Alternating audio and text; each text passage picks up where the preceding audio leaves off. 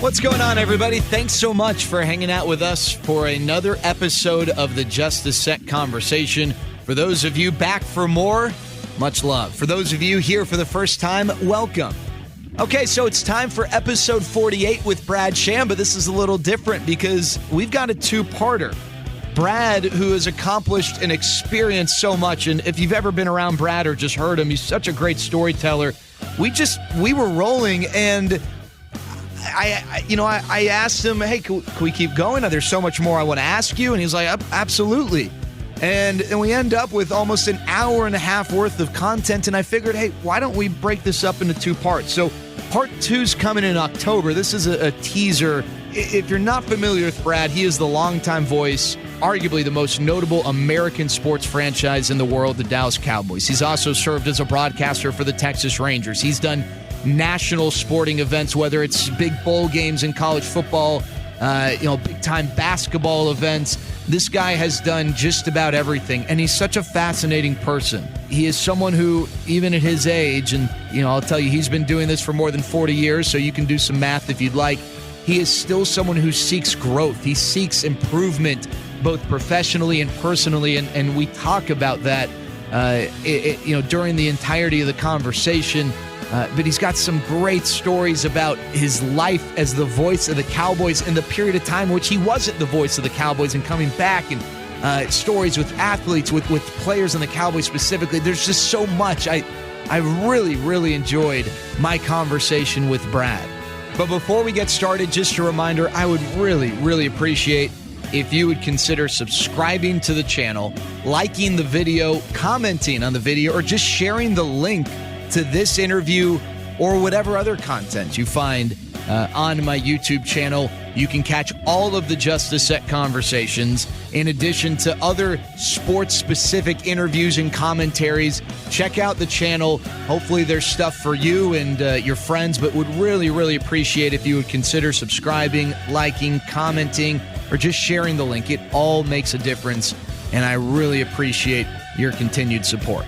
Okay, but without further ado, here we go. Part one of my two-part conversation with Brad Sham. This is episode 48 of the Just a Sec Conversation. All right, Brad, the first thing I always like to ask people, you can take it in whatever direction you'd like. When you think back to your childhood and your experiences, whether it's influences, hobbies, interests, desires at that point, what are the things that stand out to you? Well, I think that I wanted to be a Major League Baseball player until at about the age of 13 or 14, I realized that was not going to happen because I had to make my high school team first, and that wasn't going to happen either. And then I kind of had an epiphany. Childhood, you say what in childhood, and that's broad because that technically covers 6 and 13 or 14, and those are way different from each other.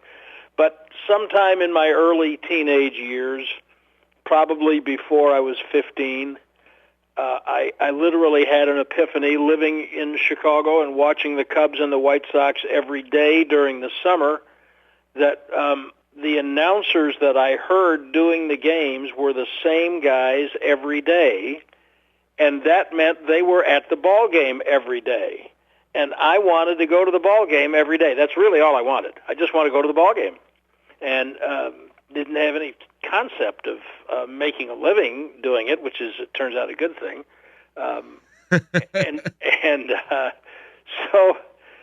So that kind of propelled me in the direction of how do I get to do ball games, and everything else kind of happened from there.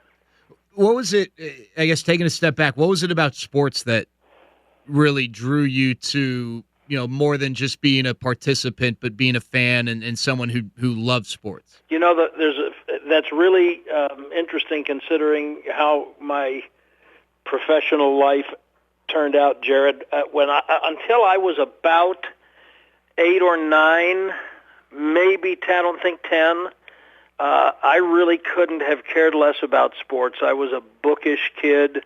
I wanted to read everything I could get my hands on. Now we're talking about the 50s, but I couldn't have cared less. And we were living in I will never forget living in Mobile, Alabama, and my mother's parents came to visit, and my grandfather, who ironically was born British, but had lived in Chicago for years and years and years, and so he said, "Okay, let's go out in the backyard and play catch." And I said, "Now he was a huge sports fan. My grandfather was a Damon Runyon-esque kind of a character, a great big barrel of a man who smoked cigars and gambled, and he was a very successful businessman. But he was a man's man." And so he said, "Let's go out and play catch." And I said, "No, Grandpa, I'm good. We play a game or read a book." And he said, "No grandson of mine isn't playing ball." And from that day on, I had an interest in sports, and that kind of kindled it. But then my love of reading, ironically, combined with that, because I remember being in middle school, now living in Wichita, Kansas, and I got my first subscription to Sports Illustrated. I was probably 12 or no, I had to be more than no, that's probably right. I was 12 or 13, and I got a subscription to Sports Illustrated, and mostly because I love to read, but in great part because of the impetus from my grandfather, I read Sports Illustrated cover to cover, and I read every syllable of stories about sports that I didn't care about. I read fishing stories. I read golf stories and auto racing stories, and I don't know why I remember this, but the Chicago Bears had a running back named Ronnie Bull who went to Baylor. Well, that was the first time I ever heard of Baylor or Waco. And so I learned a lot about geography and culture and history by reading Sports Illustrated cover to cover. And I think that experience, that combination of a love of reading and a new interest in sports, they fueled each other, and that kind of set me off going.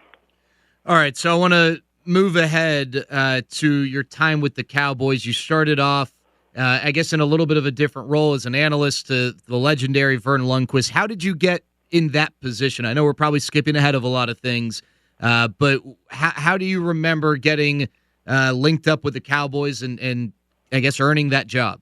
It was a facet, and not the most important one, of the job that I got in 1976. I'd applied for it a little earlier and didn't get it, but the guy they hired didn't work out. So in October of 1976, KRLD AM had an opening.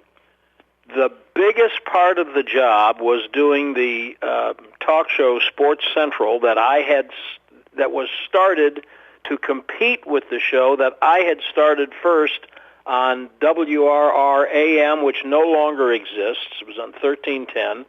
But I had started a show in like 1972, I think, the first call-in sports show in Dallas-Fort Worth on Sunday nights.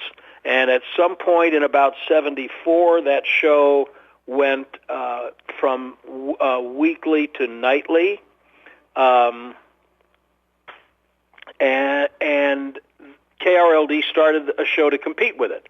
And because KRLD was a dominant force in the market and WRR AM was practically a blip, it just blew us out of the water, but it was started to compete with me.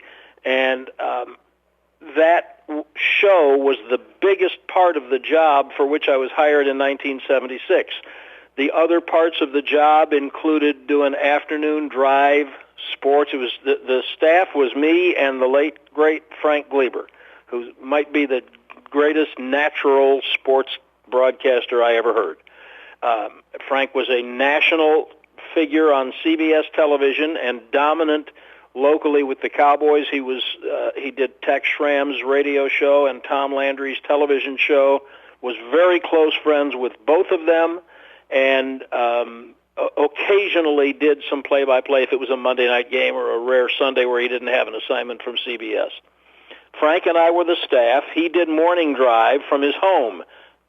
That was really before anyone was doing it. And so I did afternoon drive twice an hour from the station, and I was single, and so I would go to I had nothing to stop me from working every hour I wasn't sleeping. And I went to everything. I went to every ball game, every practice, which I really had started doing in the early 70s, just to get into sports. And so so I would go to all these events and get interviews and get sound for Frank to use in the morning. That was probably the third most important part of my job. The most important part was the talk show. The second most important part was the afternoon sportscast, and then getting sound for Frank, and then came doing color with Verne on the Cowboys, and then came doing whatever SMU basketball games that Frank didn't feel like doing. And so that Cowboys job, as important as it was, and the Cowboys have always been the dominant professional team in the market, always. But as important as that was, it was not the most important part of the job when I was hired for it. But, you know, they had won their first Super Bowl just at about the time the games first appeared on KRLD in 71. So I started in 76, and they had been to 3 Super Bowls by that time, and then they won in 77 and went back in 78, and our management, it was a much different time economically, and in our industry, management gave us tremendous freedom to do all kinds of things. So we traveled and went to places, and so that just became a more important facet of the job as the team did better.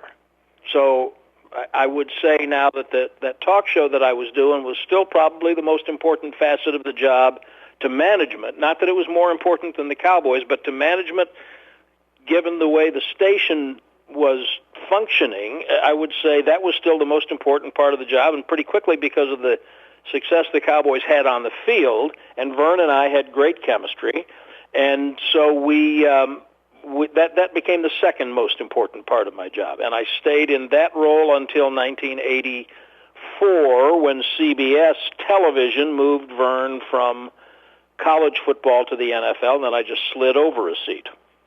So you've worked with a couple legends in Eric Nadel and Verne, and now, I know you're not going to admit this, but you've kind of established yourself as just that. But I don't admit that, but thank you for saying it. Well, I think so, and I don't know if my vote counts for anything. It certainly doesn't with my wife. This is your program, so you're in charge. Well, it's good.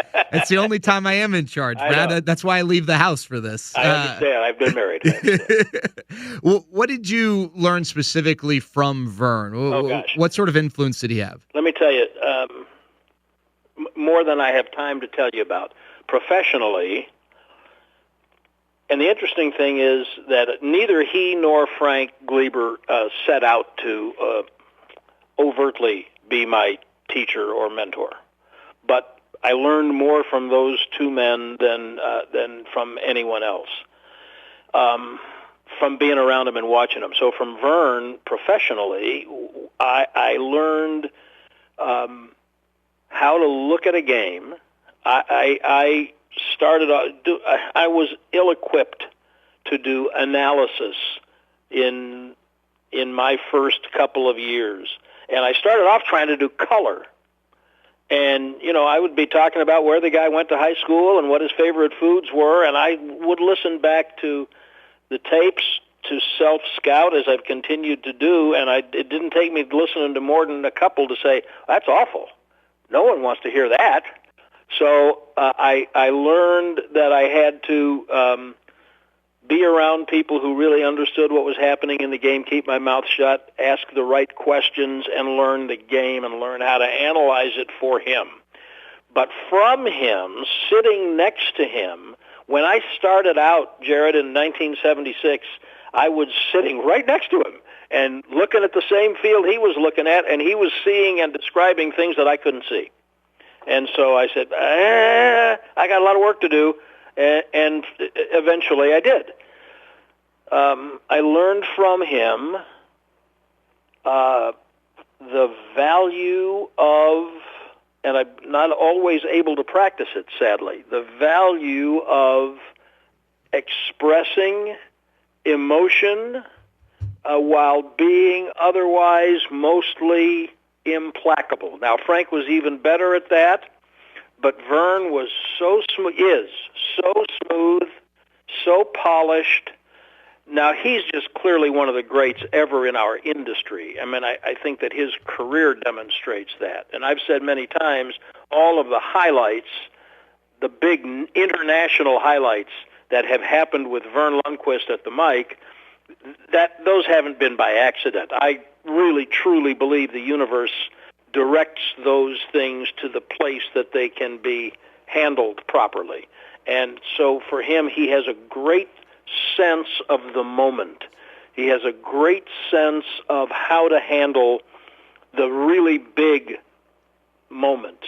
And just by being around him, I hope that I learned how to do that. I'm very comfortable, whether I do it well or not, I don't know, but I'm very comfortable with big moments, and I know it's from sitting next to Verne for 8 years. But the other thing that I would have to tell you that I learned from him in a non-professional capacity was generosity of spirit, because for a long variety of reasons, I was an angry young man when I was hired. I'd been in town, I left town, I was kind of at sea personally and emotionally, and he was not in favor of my being hired and didn't make any bones about it.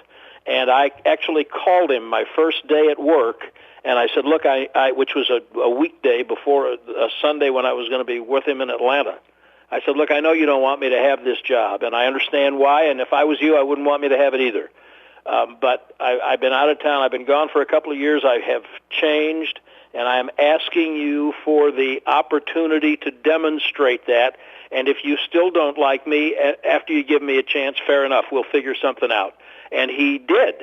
And he didn't have to. He was Verne Lundquist. He was the big. He wasn't an international star yet, but he was the biggest dog in town. And he did not have to give me that chance. And he was the voice of the Cowboys. He did not have to give me the opportunity to demonstrate my work ethic and my approach and that I was serious and more mature. He didn't have to do that, and he did it. And that's one of the greatest lessons I've ever had in my life.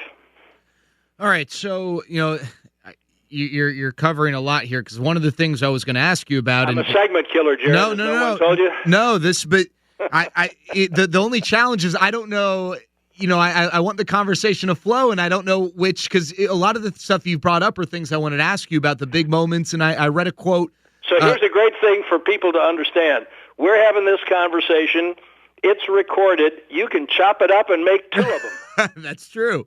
Verne, it's cool hearing you bring that up. I was going to ask you about, how you feel like you've grown just, not as a broadcaster, but as a person, because when Verne filled in for you a few years ago, I was reading something and, he talked about how proud he was of you as a broadcaster, but more so as a person and your growth. And so I appreciate you sharing that side of it because it seems like it was important to him. And clearly, with you bringing it up unsolicited, it's obviously important to you.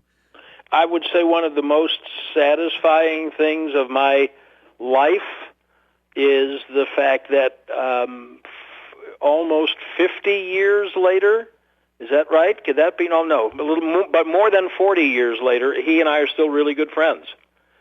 And he honored me with, when he was in the first class of the media honorees of the Texas Sports Hall of Fame 16 years ago, he asked me to present him. And I was blown away by that. And when they honored me with being in the class that will go in whenever the pandemic's over, he's going to present me. And that's just something that's an honor that's really indescribable. I would say at that point in my life, and I was, I guess, in my late 20s then, as Bill Parcells would say, I didn't know what I didn't know. And it took me a long, long time to get to a point where I knew what I didn't know. And that's still where I am. I know what I don't know. But for his generosity, I would not have had any kind of success or opportunity. I mean, everything good that's happened to me professionally has happened because of what I've been able to do on Cowboys broadcasts. And had he not been so personally generous to someone that he didn't like, then probably none of that would have happened. Now, that's really powerful to think about, and I'm certain has helped me as I have gone on my own spiritual journey over the last 15 years or so. All right, so... Did that answer the question? Absolutely, 100%. All right, so you mentioned the big moments, and I want to get to those. I will get to those, not just in football, but some big moments in baseball as well. But I'm sure you get asked this a lot, and maybe there's not a great answer for it. Maybe it's one that you've answered so many times it's rehearsed and not a fun question to answer. But you're not just the broadcaster of a football team. You're a broadcaster, the voice for America's team. And the interesting wrinkle on the football side is that because of the way games are televised, it's not like you're the radio guy, but then, Joe Bob McGee's the TV guy.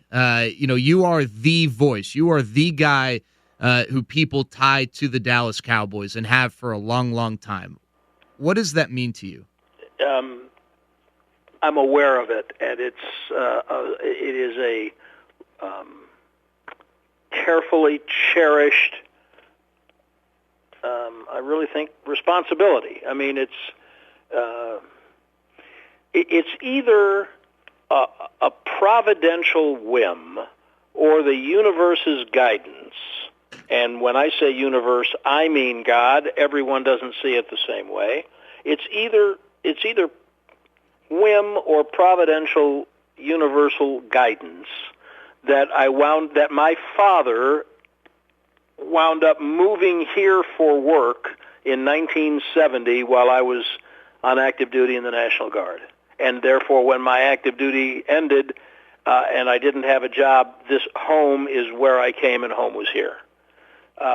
Every opportunity I've had has come from that. So you can call it an accident. I don't think it is. And he could have taken a job in Indianapolis. He could have gotten a job in Memphis or anywhere. This is where he got a job.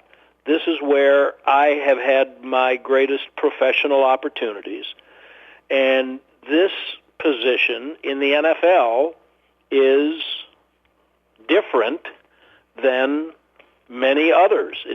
I'm sure I've never been the voice of anybody else, so I can't speak from personal experience, but I'm sure it's great to be the voice of the Giants and the voice of the Rams and the voice of the Seahawks, and I'm sure those are, heck, there's only 32 of us, so it's kind of like when Gene Stallings took over the Cardinals. He left the Cowboys' secondary job and became the Phoenix Cardinals head coach, and they were awful, and Bill Bedwell was the owner, and it was just a disaster. And I said, Beebs, why do you want to take that job? He said, because there's only so many of them, and you can't pick the one you want when you get the chance. And that's right. That's exactly right. So there's only 32 of these jobs. It's not my doing that this is the one I wound up having the chance to have. And when you just stand back and look at the arc of the franchise, I'm so lucky to have had the opportunity, or fortunate, to work for a number of years with Tex Schramm and Tom Landry and Gil Brandt, but Schramm particularly, because he invented the whole the whole thing that is the Dallas Cowboys, that NFL Films named America's team, that became bigger than life. And Jerry Jones has been a perfect steward for what Tex Schramm started. And only many years after Tex had passed away has Jerry been comfortable with admitting what I have asserted for so many years, which is that those two guys are really so much alike. Now, and they didn't like each other when they started, and you can understand why. But there are so many similarities, and the visionary approach to the profession is chief among them. So it's none of my doing that I wound up here being exposed to Schramm and Landry and Brandt and Staubach and Dorsett and all of that. That was just where I was. So what does it mean to me that now I'm going into 42 years with this franchise? Holy cow, it means more to me than words can adequately express, because this is one of the most unique sports entities in the history of the world. And they're fascinating and relevant when they're horrible, and not everybody can say that. and that's got nothing to do with me. I'm just fortunate enough to be along for the ride. Now, there was a 3-year window where you were away from the team. What was that period like? And you know, it seems like in talking to people, some of your peers, some of our mutual friends, they all talked about the strength of your relationship with Jerry and, you know, what maintained that connection and what ultimately, you know, played a part in you coming back. So what was that like, and what was the return to the Cowboys like for you? I didn't really anticipate leaving, and my emotional immaturity led me to say some probably factually correct things that were an outgrowth of Dale Hanson's on-air television dust-up with Barry Switzer. And because of my emotional immaturity, I included Jerry in some impromptu remarks that I made about those on a radio pregame show one Saturday night in August at Texas Stadium in 1994. And the result was that Barry Switzer very much didn't want Dale or me involved with the broadcast, but he couldn't do anything about Dale, and he couldn't do anything about me on the spot. But it turned out here is the universe stepping in again. I mean, the reason I got into this business was to be a baseball announcer. And in 1995, a long, circuitous chain of events conspired to cause the Rangers broadcast to move from one radio station to another, for Eric to become the lead announcer and for a spot to open up next to him. And there was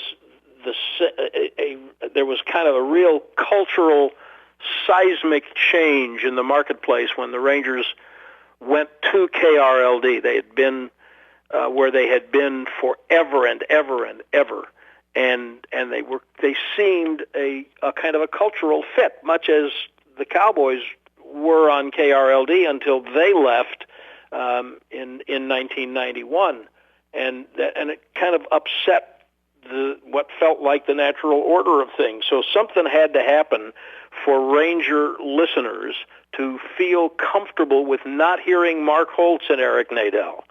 And I was known, not as a baseball announcer, and I wasn't very good the first year, but I was a known commodity, and Eric and I had been friends since the 70s. And so I got the opportunity for 3 years to do what I started off wanting to do when I was 16 years old.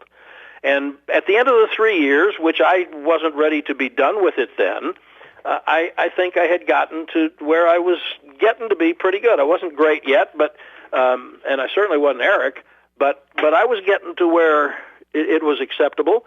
And the Rangers, I've told this story enough. I guess it's not a secret anymore. Tom Schieffer was the president of the Rangers, and he called me in one day in November of 1997, and he said, I think you're a really good announcer, and every time I hear your voice, I hear a Cowboy game in my head. Now, I've been doing the Rangers for 3 years by this point, but he said, every time I hear your voice, I hear a Cowboy game in my head, and so I think we're going to make a change. And I said, well, I can see you've made your decision. I don't know why you wouldn't think that if we just kept going like this, pretty soon when you heard my voice, you'd hear a Ranger game in your head, but I can tell you've made your decision, so okay. And that's how I went to the Rangers, and that's how I left the Rangers. And I did not have a job. I went to Japan in February of 98 to cover the Winter Olympics for CBS Radio, which was merging with Westwood One. And while I was there, Barry Switzer got fired, and the Cowboys were going through their off-the-field difficulties at that point, and the franchise was a little wobbly as they're going to get. And Ron Chapman was running KVIL, and he called me in Nagano, and because it was their hire to make, and he said, do you want to come back? And I didn't have a job to come back to. And I said, let me think about it for a minute. Yes. When I came back, now when I left, people assumed that Jerry and I were on bad terms because I had said whatever I'd said. Really, my disagreement was with Switzer. But I'd mentioned Jerry, and I dragged him into it unfairly and incorrectly. And, I'd been around them a little bit in the 3 years that I was with the Rangers and not doing Cowboy games. I did the CBS Radio Sunday night package for 2 of those years. But I knew when I was rehired, I mean, obviously the club, in the case of the kind of arrangement that Cowboys have, like you, I'm an employee of Entercom, but with the club's approval. And so they had to give approval. But I knew that I couldn't start again after I had done it for 18 years or whatever it was before I left. I couldn't have a cloud over my head. So I made an appointment to come see Jerry when I got back from Japan, and I had this great speech all prepared about how, look, no one's ever told me what to say. You never told me what to say, and no one's going to be able to tell me what to say now. I have to be who I am. And I never got one word out of my mouth because I walked into his office, and he said, we're just thrilled to have you back. This is where you need to be, and we need to be together, and we're ready to go. Thrilled to have you back. And I said, I'm your guy. That's really cool. I'm curious, not, and maybe this is something you don't want to touch on, so if it is, that's fine. But I'm you mean there's after all that we've just talked about, there might be something that I don't want? Well, I'm curious because I always think, relationships are fascinating to me. And yeah. Have you and Barry Switzer talked at all since that all went down and made things right, or have you not interacted with him at all? I would say somewhere in between. I honestly don't think it was a blip on Barry's radar. And I have interacted with him some, and it's been very friendly and cordial, and there's no reason. Heck, that was, almost 30 years ago, 25 years ago? It would be pretty pointless and small of me to be carrying a grudge against him when I wound up where I wound up. I mean, that was just a situation that was who he was. And I don't think that, honestly, now I'm sure that he remembers the television conflagration with Dale because it keeps coming up, and people keep seeing it. And Dale was a bigger deal than me, still is. But I would not be surprised if you asked Barry about that stuff between me and him if he didn't remember it. I don't think it was important to him. It was seismic to me. I don't think it was really that important to him. And so there's no grudge to carry on. I don't go out of my way to look him up, but when we run into each other, it's been, and that's, by the way, happened more at Oklahoma basketball games. About a year or two later, I was doing a game on television in Norman, and I looked up, and he was right there. He was like 100 feet away, sitting at a courtside seat, and at halftime, and we made eye contact. And at halftime, I walked over. I said, "How you doing, Barry?" And he said, "Hey, Brad, how you doing?" And that was it. So, okay, on we go. All right. I think one of the defining characteristics of your broadcasting style is your ability to call the action and teach. When you listen to a Cowboys game, not only do you learn from Babe in the analyst chair, but there are times where Babe might not have a lot of time to talk because the pace of the game and you and maybe it's from your time as an analyst, but you have this ability to teach. And I'm curious, where did that style come from? Is that just your personality in general, or is that something that you developed? It's kind of you to say, but it's not anything that's ever intentional. The one thing that I'm aware of,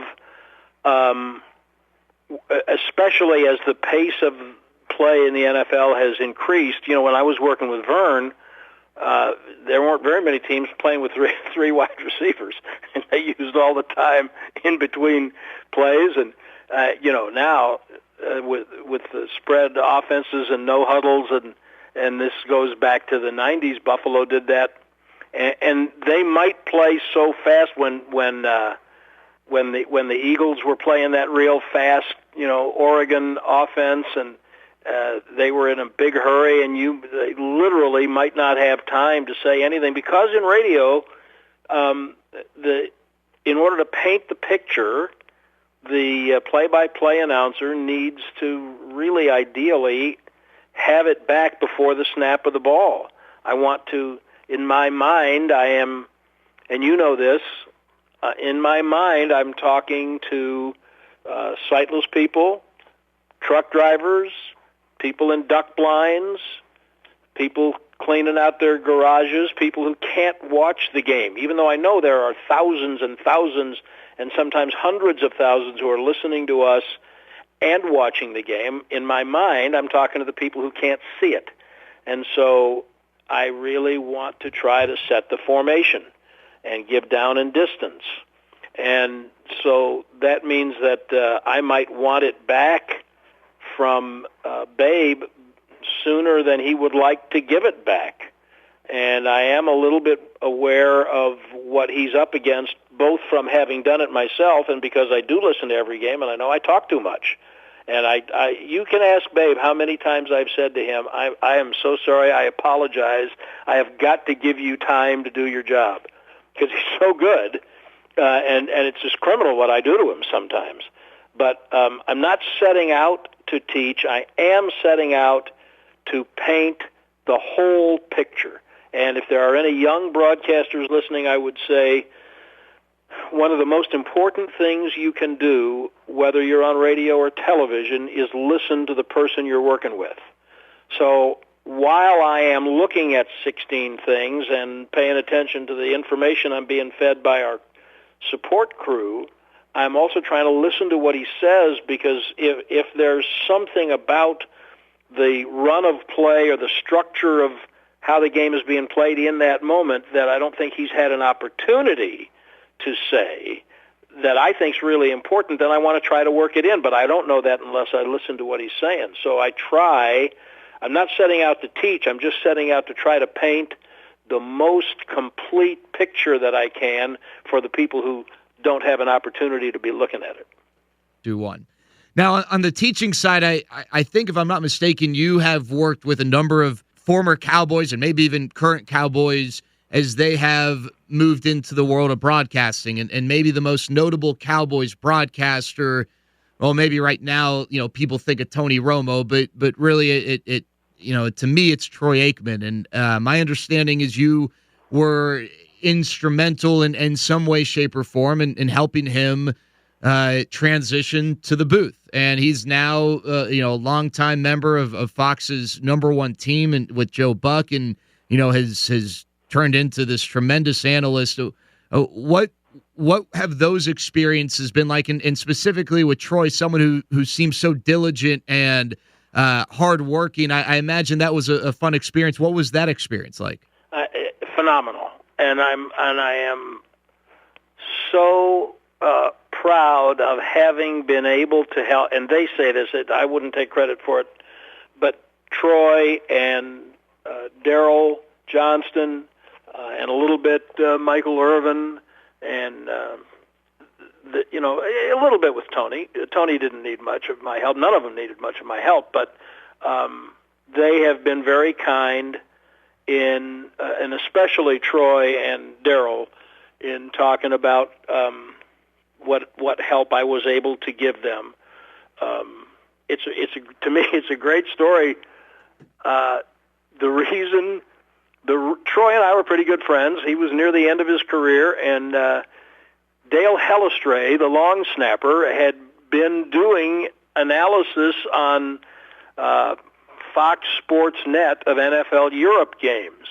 And I thought, that's a great gig. I would like to go do that, and who knows what it could turn into. And we were flying home from a road game, probably Aikman's last year or next to the last year, and he and Hellestray were sitting together in first class, and I walked up to talk to Helly about who do I talk to see if I can get in the rotation to do some games in Europe. So I wasn't even talking to Troy. Troy was reading a magazine. And I'm talking to Hellestray, and Troy looks up. He says, "That sounds like fun."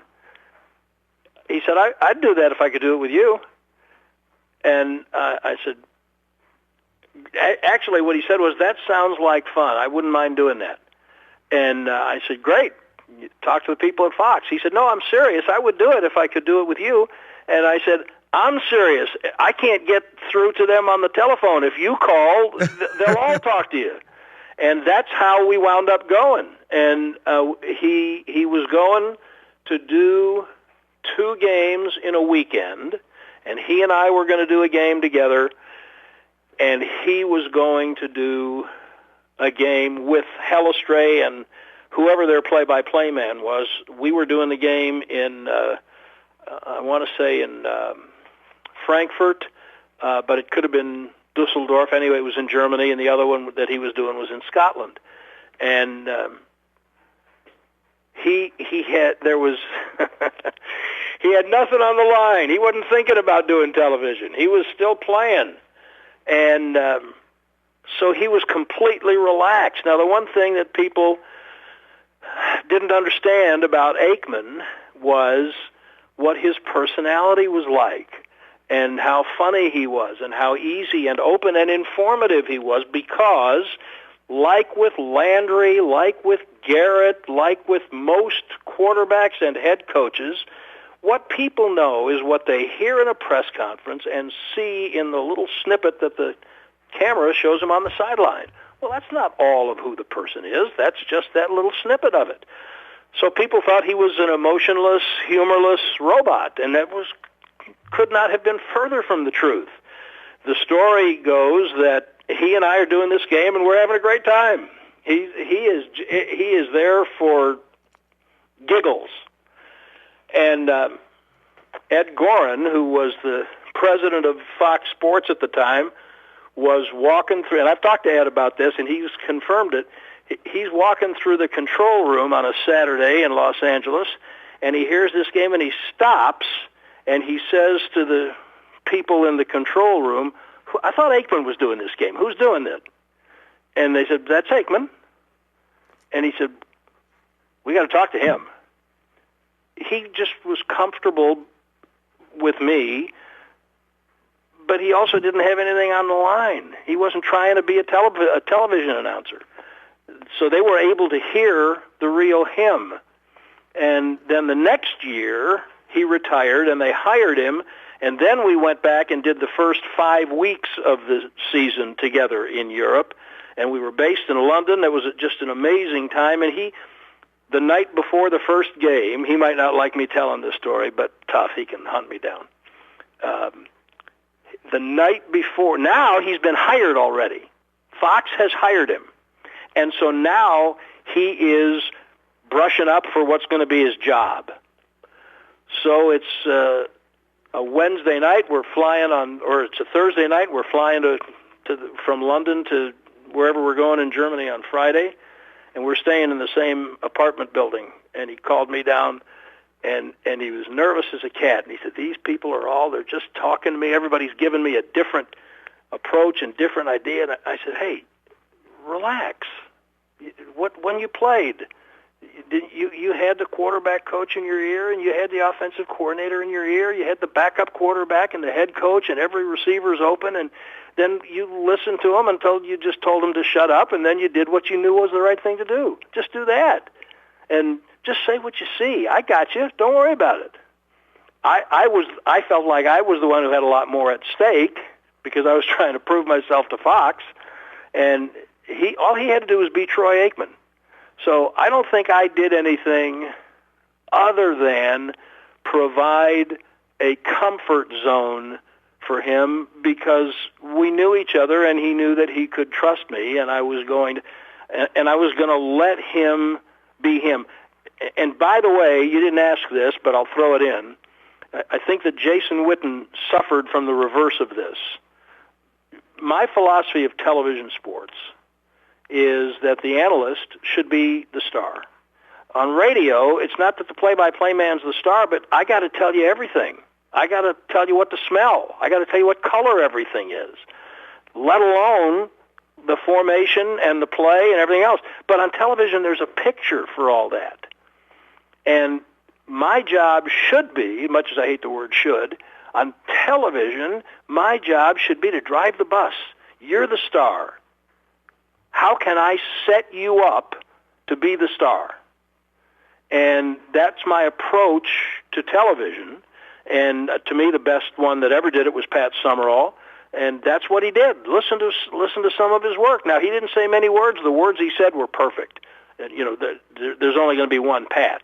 And Pat was a better iteration of what Ray Scott had done when Pat was still playing. Sparse words from the play-by-play man on television. Now, that's not how it is, but that's my philosophy. And so I was approaching it with the idea of, let's make you comfortable, and let's put you in a position, let me say things. I can see the picture. I mean, I know how to do the mechanics of the job. Let me say things that will enable you to be the best you that you can be. And if I was able to do that in a way that was helpful to him and let him be relaxed and show everybody what he could do, then I'm really grateful. And he and Darryl especially, and Michael also, have been more than generous with the things they have said to me and about me and helping with them. It's just the greatest honor. And the same with Tony. I was able to do, 4 games, 5 games, something like that with Tony practicing in a studio to help him get ready. And, by that time, I kind of knew the business, and I was able to say, look, you might want to look for this. This is how this is now. It's not going to be like that. Plus, I knew that Jim Nantz had a great deal of emotional investment in Tony's success. I didn't have to do very much. I just had to get his feet wet and give him a little bit of an idea of the difference between doing it from field level and doing it as a broadcaster. But it's just a great honor to be able to help guys like that who turn out to be so good, and they want to be good. They wanted to be good players, and they want to be good broadcasters. And so working with someone like that's an honor.